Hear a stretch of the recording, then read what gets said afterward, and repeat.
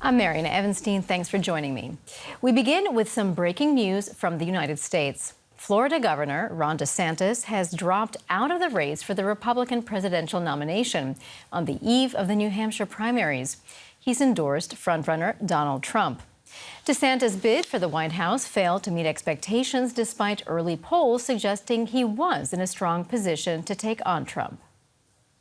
Well, I've had disagreements with Donald Trump, such as on the coronavirus pandemic and his elevation of Anthony Fauci. Trump is superior to the current incumbent, Joe Biden. That is clear. I signed a pledge to support the Republican nominee, and I will honor that pledge. He has my endorsement because we can't go back to the old Republican guard of yesteryear. Let's bring in our U.S. correspondent, Benjamin Alvarez Gruber, who joins us now from Washington, D.C. Good to see you, Benjamin. So, how surprising is DeSantis' announcement?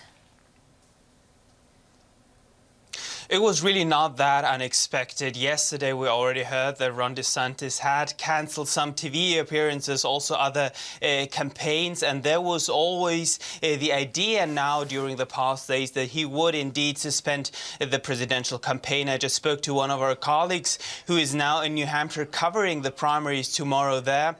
And she also said that it was on one side not surprising. She spoke to some of the Trump voters who said that DeSantis voters are Trump voters. And now that the governor of Florida, who's dropping out of the race, said that he will now endorse Donald Trump, that has better possibilities of getting to the White House. So indeed, a very good news and outcome now for Donald Trump.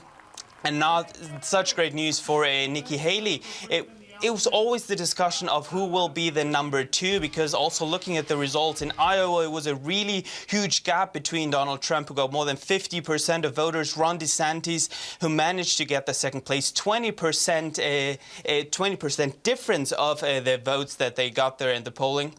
So definitely not that surprising, but now we will also see how they will continue and what effects this will have on Nikki Haley's campaign. Well, Trump, as we know, had mocked DeSantis on numerous occasions, including even on billboards, and yet DeSantis has now given Trump his endorsement. Why do you think that is? Is there some other motive behind it? We just heard Ron DeSantis that he said that there were some differences, but indeed, Mariana, as you're calling it right now, he mocked Ron DeSantis, he mocked his wife, also not for weeks, but for months. And he now said that he will support Donald Trump, that it's his pledge that he will support the Republican nominee. He also lashed out to Nikki Haley during this 4.5 minutes video that he posted on X, formerly known as Twitter. But that's a pattern. It's not just Ron DeSantis who says and endorsed Donald Trump. There's also another candidate, Vivek Ramaswamy, who dropped out of the race recently and already appeared with former President Donald Trump, and now probable new Republican candidate for the presidency for the White House in November. So it's not that surprising that he said he tried to tone it down, saying that we had some differences. But indeed, many are saying, why is he now endorsing the man that mocked him so hard during the last months?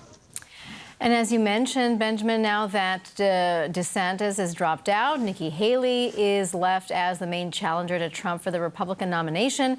But does she have any chance of beating the former president? The discussions that we've heard over the past month was always who will be the number two, who will come second after Donald Trump. Looking at the polls, looking at the numbers, looking at the traction that Donald Trump has been gathering, the question was always who will be, if it will be Ron DeSantis, who now dropped out of the race, or Nikki Haley, who would have the second position looking at the nomination. We have Joe Biden, we have the Democrats in the contenders of the want to stay in the White House of the Democrats, always pushing directly towards Donald Trump, saying that it's possible that he will be the Republican candidate. And that's something that we might know pretty soon, who will be the cards that the Republicans will play then to try to get back to the White House in January of next year. That was Benjamin Alvarez Gruber reporting for us from Washington, D.C. Benjamin, thank you.